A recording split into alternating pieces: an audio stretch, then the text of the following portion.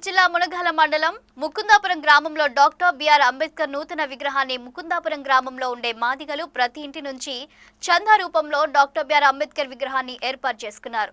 పూలమాలలు వేసి కొబ్బరికాయలు కొట్టి అంబేద్కర్ ఆశయాలు సాధిస్తామని అలాగే ఆయన అడుగుజాడలో నడుస్తామని సందర్భంగా తెలియజేశారు.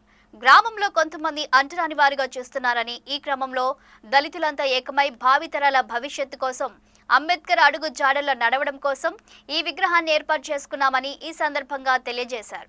ఈ కార్యక్రమంలో తాళపక భిక్షం బ్రహ్మం, ప్రకాష్, కొమ్ము నాగేశ్వరరావు, డ్రైవర్ సైదులు, ఆదాము, మధుసు సాయి, మాదాసు సురేష్, బండారు నాగరాజు తదితరులు పాల్గొన్నారు. మునగాల మండలం సూర్యాపేట జిల్లాలో అంబేద్కర్ గారి విగ్రహాన్ని ఆవిష్కరించడం జరిగింది. ఇది బడుగు బలహీన వర్గాల ఆశాజ్యోతి, రాజ్యాంగ నిర్మాత అయినటువంటి అంబేద్కర్ విగ్రహాన్ని ఆవిష్కరించడం గొప్ప అవకాశంగా భావిస్తున్నాం.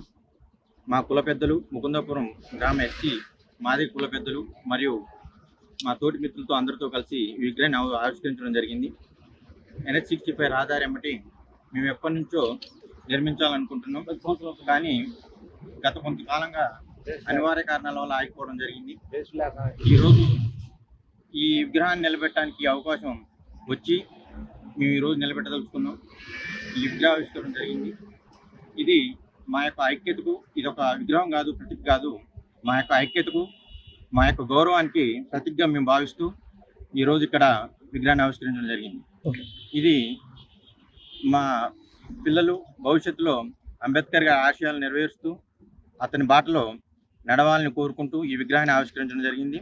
ప్రతి గ్రామాన అంబేద్కర్ గారు ఒక బడుగు బలహీన వర్గాల ఆశాజ్యోతిగా నిలవడం జరుగుతుంది. ఇది ఈరోజు ఈ కార్యక్రమానికి పెద్దలు రావాల్సి ఉండగా కొంచెం ఆలస్యమైంది, రాలేకపోయారు.